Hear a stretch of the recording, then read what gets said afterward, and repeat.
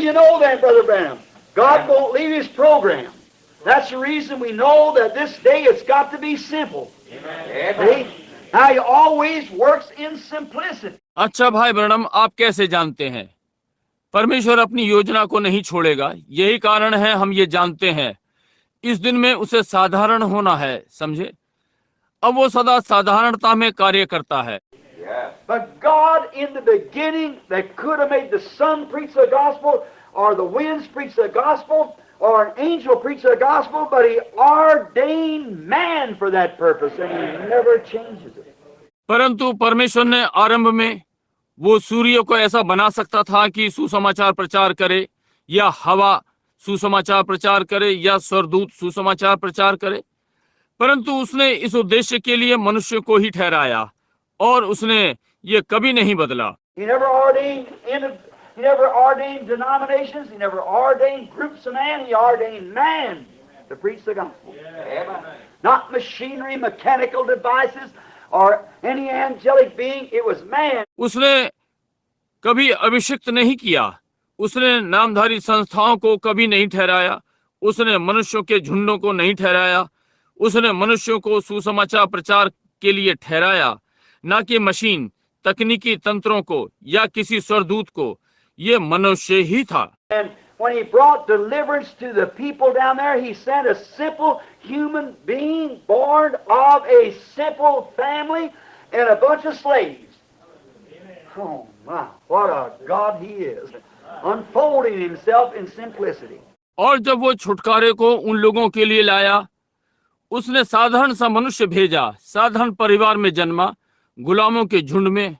ओह प्रभु, वो क्या ही परमेश्वर है, अपने आप को साधारणता में प्रकट करता है। Now notice, and He had him trained in worldly wisdom so that he could fail and show that it isn't wisdom that we'll ever be delivered by, it's by faith that we are delivered. अब ध्यान दें, और उसने उसे संसारिक बुद्धि में प्रशिक्षित किया ताकि वो असफल हो सके और दिखाए कि ये वो बुद्धि नहीं जिसके द्वारा हमने कभी छुटकारा पाया, ये विश्वास के द्वारा कि हमारा छुटकारा हुआ। He let him go in and get such an education until he could teach the Egyptians wisdom.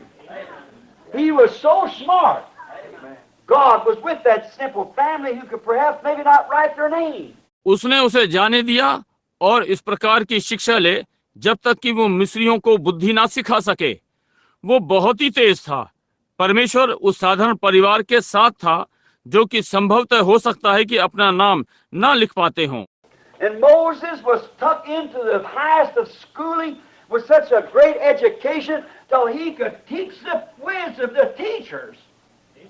He could teach the genius.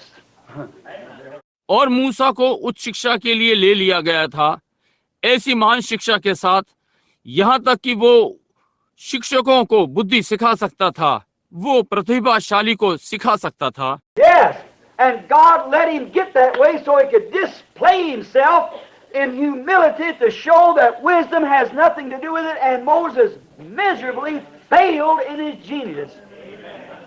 He let him get that way for his purpose, so he'd fail. And he did fail, and he fell. जी हाँ, और परमेश्वर ने उसे उस प्रकार होने दिया ताकि वो अपने आप को साधारणता में दर्शा सके, दिखाने के लिए कि बुद्धि का इससे कोई लेना देना नहीं है। और मूसा अपनी प्रतिभा में असफल हो गया। उसने अपने उद्देश्य के लिए उसे उस प्रकार से होने दिया ताकि वो असफल हो जाए, और वो असफल हो गया और वो गिर पड़ा। So to show not by power, not by might, but not by the wisdom of Egypt, not by the wisdom of our schools, not by the power of our seminaries, but not by the amounts of our organization, not by the power of our scholarly teaching, but by my Spirit, says God.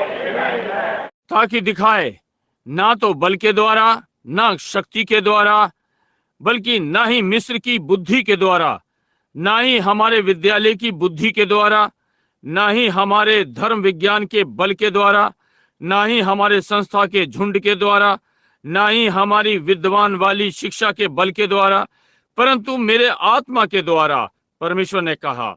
His wisdom was vanished, and at its end, when he met God in the burning bush, there he took off his shoes and humbled himself to humility and forgot all about his wisdom. उसकी बुद्धि समाप्त हो गई थी और अंत में जब वो परमेश्वर से जलती झाड़ी पर मिला, उसने अपने जूते उतार दिए और मानवता में स्वयं को नम्र कर लिया और अपनी सारी बुद्धिमानी को भूल गया।